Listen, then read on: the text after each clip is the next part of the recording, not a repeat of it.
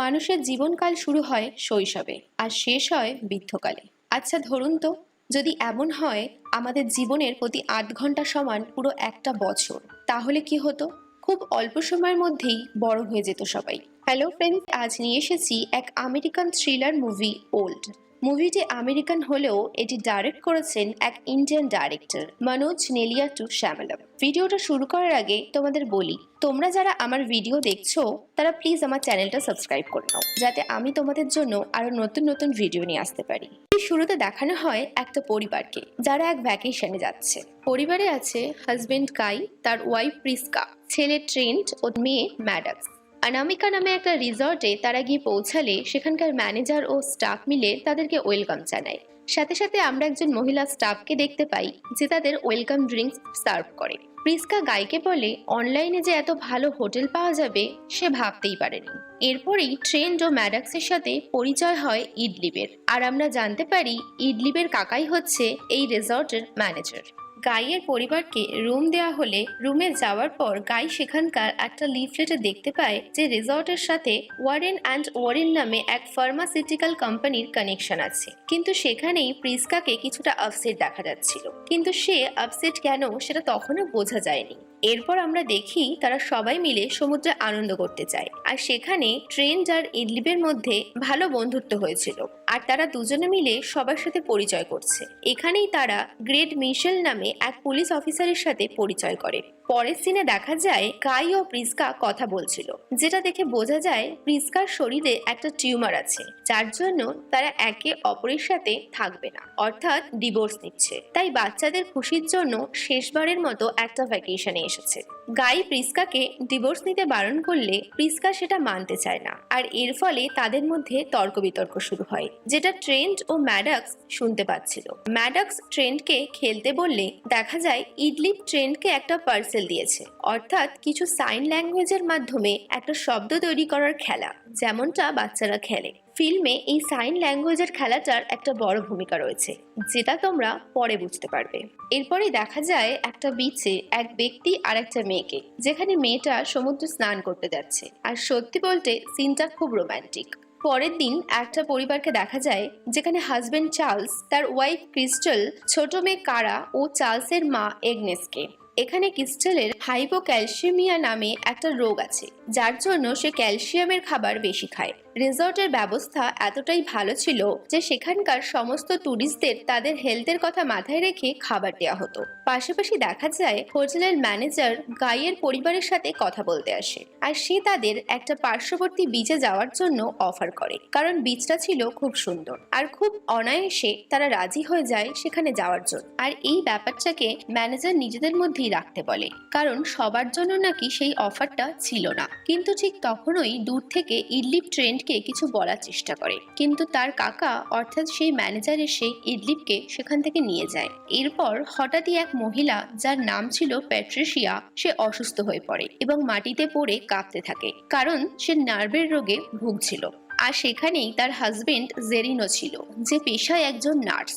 আর তখনই সেখানে চার্লস আসে, যে কিনা পেশায় একজন সার্জন, তাই সে প্যাট্রিসিয়ার ট্রিটমেন্ট করে।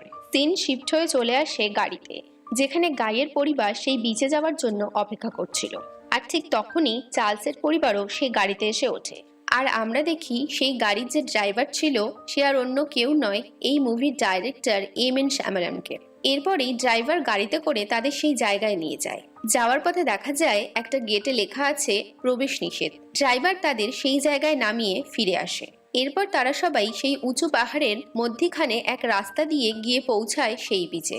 সেখানে গিয়ে তারা সবাই নিজেদের মতো মজা করতে থাকে, আর এর মধ্যেই ম্যাডাক্স বিচের মধ্যে থাকা সেই ব্যক্তিকে দেখতে পায়, যাকে আমরা কিছুক্ষণ আগে এক মেয়ের সাথে দেখেছিলাম। আর ম্যাডাক্স বলে ওই ব্যক্তির নাম মিডসাইড সাডান, যে নাকি এক বিখ্যাত র্যাপার। ম্যাডাক্স তার সাথে দেখা করতে চাইলে তার বাবা বলে মানুষটা ছুটিতে আছে, তাকে তার মতো থাকতে দাও। বাচ্চারা নিজেদের মতো খেলাধুলো করছিল, আর দেখা যায় বিচের মধ্যে একটা জায়গায় অনেক নোংরা আবর্জনা পড়ে আছে।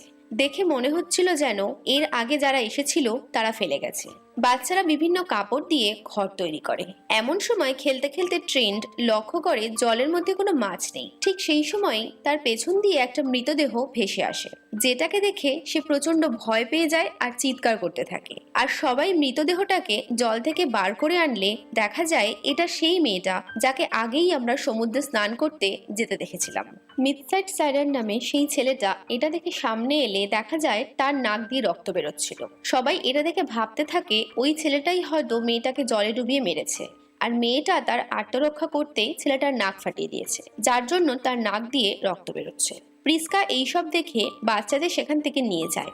আর অন্যদিকে চার্লস মিডসাইড স্যাডার নামে ছেলেটাকে সন্দেহ করে আর হোটেলের সাথে কন্ট্যাক্ট করার চেষ্টা করে, কিন্তু তারই মধ্যে আরো দুজন সেখানে চলে আসে, প্যাট্রিসিয়া আর জেরিন। তারা সেখানে এসে এসব দেখে খুব ঘাবড়ে যায় আর হোটেলের সাথে কন্ট্যাক্ট করতে গিয়ে দেখে সেখানে নেটওয়ার্কই নেই। নেটওয়ার্ক পাওয়ার জন্য জেরিন সে বিচ থেকে বেরোতে গেলে হঠাৎ দেখা যায় যে সে আবার বিচেই চলে এসেছে।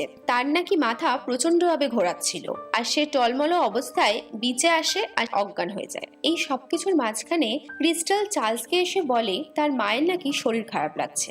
চার্লস গিয়ে দেখে তার মা শ্বাস নেওয়া বন্ধ করে দিয়েছে, অর্থাৎ সে মারা গেছে। অন্যদিকে ট্রেন্ড ও ম্যাডক্স উঁচু পাহাড়ে কিছু জল করতে দেখতে পায়, আর জেরিন ও প্যাট্রিসিয়া তাদের সাথে কথা বলছিল, অর্থাৎ তারা একে অপরের সাথে ইন্ট্রোডিউস করছিল। আর এমন সময় প্রিস্কা সেখানে এসে তার বাচ্চাদের খোঁজ করছিল। জেরিন ভাবে তারা সবাই হয়তো তাদেরকে নিয়ে মজা করছে, কারণ ট্রেন্ড আর ম্যাডক্স তাদের সামনেই বসেছিল। প্রিস্কা এই সমস্ত কিছু দেখে প্রচন্ড ঘাবড়ে যায়, কারণ ট্রেন্ড ও ম্যাডক্স যারা নাকি কিছুক্ষণ আগে 6 বছর আর 10 বছরের বাচ্চা ছিল, তারা এখন অনেকটাই বড় হয়ে গেছে। গাইও সেখানে এসে বুঝতে পারে না এসব কি হচ্ছিল তাদের সাথে। এই সবকিছু দেখে মিডসাইড স্যাডান সেখান থেকে দৌড়ে পালাতে গেলে চার্লস তার পিছু নেয়, কারণ চার্লস তাকে আগে থেকেই সন্দেহ করছিল। আর সেখান থেকে বেরোতে গিয়ে তারাও জেরিনের মতো জ্ঞান হারায় আর আবার সেই বিচে এসে পড়ে। এরপর তারা যখন একে একে বেরোতে পারছে না, তখন তারা কয়েকটা টিম বানিয়ে একসাথে বেরোতে চাইলে সেই একই রকম ভাবে বিচে এসে পড়ে। সবাই খুব ঘাবড়ে যায়, কি করবে তখন তারা বুঝতে পারছিল না। ঠিক সেই সময় চার্লস তার কাছে থাকা একটা চাকু দিয়ে মিডসাইড স্যাডানকে আঘাত করে। দেখে যেন মনে হচ্ছিল চার্লসের মাথা আস্তে আস্তে খারাপ হয়ে যাচ্ছে। সবাই যখন মিডসাইড স্যাডানে সেই কাটা জায়গা দেখতে যায়, কি অদ্ভুত ব্যাপার, সেখানে কোনো ক্ষত ছিলই না, সেটা অনায়াসে মিলিয়ে গেছে। সবাই এটা দেখে চমকে যায়। এরপরেই জেরিন সবাইকে বোঝায় যে সমুদ্রের ঢেউয়ের সাথে সাঁতরে কেউ যদি পাহাড়ের অন্য সাইডে যেতে পারে তাহলে তারা বাঁচতে পারবে। সঙ্গে সঙ্গে প্যাট্রিসিয়া সবাইকে একত্রিত করে আর জিজ্ঞেস করে যে সবাই এখানে কেন এসেছে। মানে যেহেতু প্যাট্রিসিয়া একজন সাইকোলজিস্ট ছিল, তাই সে সবার উত্তর থেকে এখানে আসার কারণটা খুঁজে বার করতে চাইছিল। সেখানেই ক্রিস্টাল বলে চার্লস আর তার মধ্যে প্রবলেম চলছিল। চার্লস এক মানসিক অবসাদে ভুগছে। এমন সময় কথা বলতে বলতে দেখা যায় প্রিস্কার পেটে থাকা টিউমারটা হঠাৎই বড় হয়ে গেছে আর সাথে সাথে সে অজ্ঞান হয়ে যায়। যেহেতু চার্লস একজন সার্জন ছিল, তাই গাই তৎক্ষণাৎ সেখানে তার ওয়াইফের অপারেশন করতে পারে। চার্লস অপারেশন করতে গিয়ে অদ্ভুত আচরণ করতে থাকে, কিসব সিনেমার নাম জিজ্ঞেস করে বসে, আর দেখে মনে হচ্ছিল চার্লস আস্তে আস্তে পাগল হয়ে যাচ্ছে। তারপরেও সে অপারেশনটা করতে চায়, আর সে যখন প্রিস্কার পেট কাটে সঙ্গে সঙ্গে সেই কাটা জায়গাটা মিলিয়ে যায়। এরপর আবার সে সেই জায়গাটা কাটে, কিন্তু এবার সবাই হাত দিয়ে সেই কাটা জায়গাটা ধরে রাখে। দেখা যায় সেখান থেকে এক বিশাল আকৃতির টিউমার বেরিয়ে এসেছে। প্রিস্কা এরপর ভালো অনুভব করছিল। এরপর মিডসাইড স্যাডান তার সাথে আসা সেই মেয়েটির মৃতদেহ দেখতে গেলে সে দেখে সেখানে তার কঙ্কাল পড়ে আছে। এটা দেখে সে খুব ভয় পেয়ে যায়, আর সবাইকে ডেকে দেখালে সবাই ভাবে একটা মানুষ মারা গেলে সেটা পচে কঙ্কালে পরিণত হতে প্রায় কয়েক বছর লেগে যায়, কিন্তু এই মেয়েটা মারা গেল কয়েক ঘন্টা হয়েছে, এর মধ্যেই এটি হাড়ে পরিণত হয়ে গেল। সঙ্গে সঙ্গে প্রিস্কা দেখে গাইয়ের মুখের চামড়া ঝুলে যাচ্ছে, যেমনটা বয়স্কদের হয়। এইসব দেখে সবাই বুঝতে পারছিল এই বীচের মধ্যে সময় খুব তাড়াতাড়ি এগোচ্ছে, তাই বাচ্চারাও খুব কম সময়ের মধ্যেই বড় হয়ে গেছে। কিন্তু চুল আর হাতের নখগুলো একই রকম রয়েছে, কারণ সেগুলো আসলে ডেথ সেল ছিল, তাই সেগুলোর পরিবর্তন হচ্ছিল না। এরপর গাই তার ছেলে ট্রেন্ডকে খুঁজতে থাকে, আর দেখা যায় ট্রেন্ড আর কারা অর্থাৎ ক্রিস্টালের মেয়ে তাদের বানানো সেই কাপড়ের ঘরে আছে, আর তারা একটা ভুল করে বসে। আর যখন তাদের প্যারেন্টসরা তাদের দেখতে পায়, দেখা যায় যায় কারা প্রেগনেন্ট। এই সিনটা একটু বুঝে নিতে হবে, কারণ একটু আগে যারা 5 কি 6 বছরের বাচ্চা ছিল তারা এখন অনেক বড় হয়ে গেছে, কিন্তু তাদের মানসিক বিকাশ না হওয়ায় আর তারা একসাথে থাকার ফলে এই ভুলটা হয়। জেরিন বলে কারাকে দেখে মনে হচ্ছে সে প্রায় 5 মাসের অন্তঃসত্ত্বা, আর হয়তো কিছুক্ষণের মধ্যেই তার বাচ্চা হবে, আর সেই কারণেই কারা এত খাবার খাচ্ছিল। এইসব শুনে চার্লস প্রচন্ড রেগে যায় আর পাগলের মতো জেরিনকে আবোল তাবোল বলতে থাকে। এরপরেই দেখা যায় কারা একটি শিশুর জন্ম দিয়েছে, কিন্তু বিচের মধ্যে থাকা এই সময়ের গতিটা সেই বাচ্চাটা সহ্য করতে না পেরে সেখানেই মারা যায়। একটু পরেই হঠাৎ প্যাট্রিসিয়া চিৎকার করে ওঠে আর দেখা যায় চার্লস মিডসাইড স্যাডনকে চাকু দিয়ে কুপিয়ে মারছে, আর সেখানেই মিডসাইড স্যাডন মারা যায়। তারপর তারা চার্লসের কাছ থেকে সেই চাকুটা নিয়ে নেয়। যেহেতু জেরিন একজন ভালো সাঁতারই ছিল, তাই সেই সাঁতার কেটে সেখান থেকে বেরোনোর রাস্তা খুঁজতে বেরিয়ে পড়ে।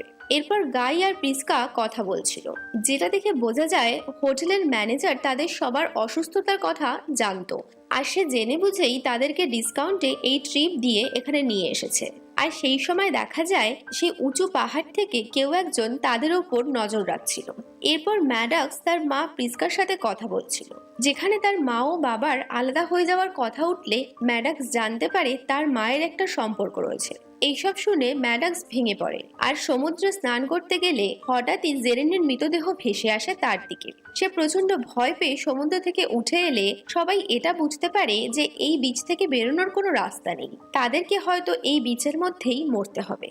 অন্যদিকে দেখা যায় কারা ও ট্রেন্ট তাদের মৃত বাচ্চাকে নিয়ে বসে আছে আর তারা দুঃখ করছে। এমন সময় কারা সিদ্ধান্ত নেয় সে এই পাহাড় বেয়ে ওপরে উঠবে। ট্রেন্ট ও তার পরিবার তাকে বাধা দিলে সে শুনতে চায় না, আর সেই উঁচু পাহাড় পার করতে গিয়ে হঠাৎই সে জ্ঞান হারায় আর সোজা পাহাড় থেকে নিচে পড়ে মারা যায়। এরপর গাই ও তার পরিবার তারা একসাথে থাকবে, কেউ আলাদা কোথাও যাবে না। তখনই প্যাট্রিসিয়া কিছু জিনিস এনে সেখান থেকে বেরোনোর কথা বলতেই হঠাৎই আবার তার সেই নার্ভের রোগ দেখা যায়, কিন্তু এবার তাকে দেখার মতো কেউ ছিল না, তাই ধীরে ধীরে সেও মারা যায়। আর গাই লক্ষ্য করে সে ঝাপসা দেখছিল, অর্থাৎ বয়স বাড়ার সাথে সাথে তার দৃষ্টিশক্তি কমে আসছে। অন্যদিকে দেখা যায় ক্রিস্টালকে, তার যেহেতু ক্যালসিয়াম ডেফিসিয়েন্সি ছিল তাই তার শরীরের হাড়গুলো বেঁকে গেছে আর তাকে দেখতে ভয়ানক লাগছে। পাশাপাশি এটাও দেখা যায় প্রিস্কার একটা কান কালা হয়ে গেছে, অর্থাৎ বয়স বাড়ার সাথে সাথে সবারই কিছু না কিছু অসুবিধা শুরু হয়ে গেছিল। অন্যদিকে ট্রেন্ট ও ম্যাডক্স বিচের মধ্যে একটা ডায়েরি পায়, যেটা আগে কোনো ট্যুরিস্টের লেখা ছিল। সেখানে তারা দেখে এই বিচ সম্পর্কে সবকিছুই সেই ডায়েরিতে লেখা আছে, আর এটাও লেখা আছে যে আগে কোন কোন ট্যুরিস্ট সেখানে এসেছে। ট্রেন্ট সেই মুহূর্তেই লক্ষ্য করে সেই উঁচু পাহাড় থেকে কেউ একজন ক্যামেরা দিয়ে তাদের ওপর নজর রাখছে। পাশাপাশি দেখা যায় গাই ও প্রিস্কার মধ্যে যে মনোমালিন্য চলছিল সেটা মিটে গেছে, আর এখন তারা একে অপরকে খুব ভালোবাসে। ঠিক এমন সময় চার্লস তার ধারালো চাকু দিয়ে গাইয়ের ওপর হামলা করে, আর এই সবকিছু দেখে প্রিস্কা খুব ভয় পেয়ে বাচ্চাদের সেখান থেকে সরে যেতে বলে, আর সেখানে পড়ে থাকা একটা জং ধরা চাকু দিয়ে প্রিস্কা চার্লসকে আঘাত করে। আর দেখতে দেখতে খুব কম সময়ের মধ্যেই সেই ইনফেকশন চার্লসের পুরো শরীরে ছড়িয়ে যায়, আর চার্লস সেখানেই মারা যায়। ট্রেন্ট ও ম্যাডক্স একটা গুহার মধ্যে গিয়ে লুকিয়ে পড়ে, আর তারা সেখানে ক্রিস্টালকে দেখতে পায়। ক্রিস্টাল নিজেকে এতটাই অপছন্দ করছিল সেই সময় যে সে তাদের সেখান থেকে চলে যেতে বলে, আর তাদের ওপর পাথর ছুটতে থাকে।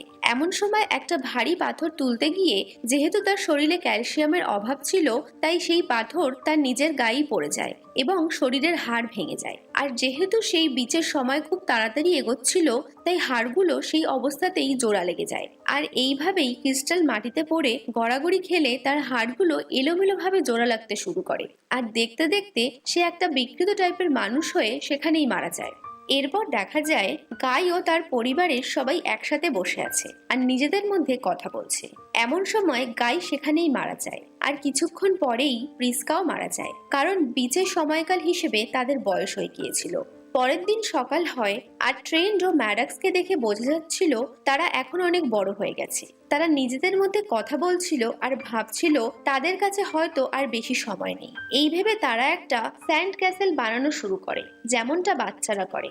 আমাদের এটা বুঝে নিতে হবে, কারণ গতকালই তারা 6 ও 10 বছরের ছোট বাচ্চা ছিল। তাদের শরীর বেড়ে গেলেও মানসিকভাবে তারা এখনো বাচ্চাই আছে। ট্রেন্ট তখন ম্যাডক্সকে বলে ইডলিপ তাকে একটা পাজেল দিয়েছিল, যেমনটা বইয়ের শুরুতে আমরা দেখেছিলাম। ম্যাডক্স বলে এখন সে সেটা সলভ করে নি, আর ট্রেন্ট সেই পাজল সলভ করতে গিয়ে দেখে সেখানে লেখা ছিল my uncle does not like coral. Coral মানে সমুদ্রের মধ্যে থাকা উদ্ভিদ। ট্রেন্ট ও ম্যাডক্স এরপর সিদ্ধান্ত নেয় তারা সেখান দিয়েই, অর্থাৎ সেই কোরালগুলোর মধ্যে দিয়েই বাইরে বেরোতে পারে।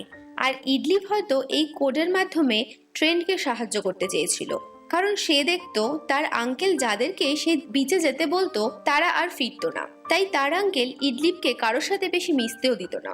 এরপর তারা জলে নেমে পড়ে এবং সাঁতরে সেই কোরালগুলোর মধ্যে দিয়ে বেরোনোর চেষ্টা করছিল। এমন সময় একটা কোরালে ম্যাডক্সের জামা আটকে যায়, আর ট্রেন্ট সেটা ছাড়ানোর চেষ্টা করছিল। ঠিক সেই সময় দেখা যায় দূরে পাহাড়ের ওপরেই যে ব্যক্তি এতক্ষণ থেকে নজর রাখছিল সে আর অন্য কেউ নয়, তাদেরই গাড়ির ড্রাইভার। সেই ড্রাইভার দেখে কোরালের মধ্যে থেকে কেউ সাঁতরে বেরিয়ে আসতে পারেনি, আর সেভাবে তারা হয়তো জলে ডুবেই মারা গেছে। তাই সে এই খবরটা তাদের বসকে জানিয়ে দেয়, আর দেখা যায় সে গাড়ি নিয়ে চলে যায় একটা ল্যাবরেটরিতে। এটা ছিল ওয়ারেন অ্যান্ড ওয়ারেন কোম্পানির ল্যাব, যেখানে দেখা যায় বিভিন্ন ওষুধের পরীক্ষা চলছে। তাদের মালিক অর্থাৎ সেই হোটেলের ম্যানেজার সবাইকে কিছুক্ষণের নীরবতা পালন করতে বলে। এমনটা প্রতিদিনই হতো, কারণ কাউকে না কাউকে সেই বিচে পাঠানো হতো আর তারা মারা যেত। এবার তোমাদের বলি তাদের কেন পাঠানো হয়। সেই বিচে এমন মানুষদেরই পাঠানো হচ্ছিল যাদের কিছু না কিছু রোগ ছিল। হোটেলে আসা মাত্রই তাদেরকে একটা ড্রিঙ্কস প্রোভাইড করা হচ্ছিল, যার মধ্যে তারা তাদের কোম্পানির তৈরি ওষুধ মিশিয়ে দিত। এবং যেহেতু সেই বিচের সময় খুব দ্রুত চলছিল, তাই সেই ওষুধের ট্রায়ালের জন্য সেই মানুষগুলোকে ওই বিচে পাঠানো হতো। এর মধ্যেই ডাক্তারকে বলতে শোনা যায় সেই প্যাট্রিশিয়া নামের মহিলাটাকে যে ওষুধ খাওয়ানো হয়েছিল সেটা খেয়ে সেই মহিলাটি বিচে প্রায় অনেকটা সময় বেঁচে ছিল, অর্থাৎ তার সেই নার্ভের রোগটা প্রায় 15 বছর আর হয়নি। যেহেতু এই বিচে সময় খুব দ্রুত এগোতে থাকে, তাই ওষুধের ট্রায়ালেও সময় লাগতো না। সুতরাং তারা সেই নার্ভের রোগের ওষুধ বানাতে সাকসেসফুল হয়ে গেছে। এবার সেটা তারা পুরো বিশ্ববাসীকে দেবে। দেখতে গেলে একদিকে তারা যেমন ভালো কাজ করছে, তেমনি অন্যদিকে কিছু মানুষের মৃত্যুর কারণও তারাই হয়ে উঠছে। অপরদিকে দেখা যায় ট্রেন্ট সেই পুলিশ অফিসারকে একটা ডায়েরি দেয়, যাকে আমরা মুভি শুরুতে দেখেছি। যে ডায়েরিটা তারা সেই বিচের মধ্যে থেকে পেয়েছে, আর সেখানে সমস্ত হারিয়ে যাওয়া টুরিস্টের নাম লেখা ছিল। আর ট্রেন্ট ও ম্যাডক্স মিলে সেই হোটেলের ম্যানেজারের মুখোমুখি হয়ে সমস্ত সত্যিটা সবার সামনে নিয়ে আসে। আর পুলিশও দেখে সেই ডায়েরিতে যাদের নাম লেখা আছে তাদের কোনো খোঁজ নেই। আর ট্রেন্ট ইডলিপকে সেখানে একটা ধন্যবাদ জানায়, কারণ তার দেয়া সেই কোডের মাধ্যমেই তারা সেই বিচ থেকে বেরোতে পেরেছিল। আচ্ছা, আমরা তো গল্পে অনেকটা এগিয়ে গেলাম। জানতে হবে তো ম্যাডক্স আর ট্রেন্ট কিভাবে সেই কোরালের মাঝখান থেকে বেরোলো। দেখা যায় ট্রেন্ট কোনো রকমে ম্যাডক্সের জামাটা সেই কোরাল থেকে ছাড়িয়ে নিয়েছিল। তারা সেই কোরালগুলোর মাঝখান থেকে উঠে উঠে শ্বাস নিয়ে কোনো রকমে সেই অভিশপ্ত বীজ থেকে বেরিয়ে আসে। এই সিনটা দেখে সত্যি খুব ভালো লাগে। এরপর পুলিশ সেই ম্যানেজার ও তার পুরো টিমকে ধরে নেয়, আর লাস্ট সিনে দেখা যায় একটা হেলিকপ্টারে করে পুলিশ ম্যাডক্স ও ট্রেন্টকে নিয়ে যাচ্ছে তাদের বাড়ি। ট্রেন্ট ও ম্যাডক্স জানে না তারা এখন কি করবে, কারণ গতকালই তারা 6 আর 10 বছরের বাচ্চা ছিল, আর আজ তারা 50-60 বছরের বৃদ্ধ। আর এখানেই শেষ হয়ে যাচ্ছে ওল্ড মুভিটা সত্যি খুব ভালো, আর তোমরা চাইলে মুভিটা একবার দেখতে পারো। আর আমার ভিডিও যদি তোমাদের ভালো লাগে তাহলে আমার ভিডিওটা লাইক করো আর শেয়ার করো, আর হ্যাঁ, চ্যানেলটা সাবস্ক্রাইব করতে ভুলো না। আর তোমরা যদি এরকমই আরো অন্য কোনো মুভির এক্সপ্লেনেশন শুনতে চাও তাহলে সেটা কমেন্টস বক্সে অবশ্যই জানিও।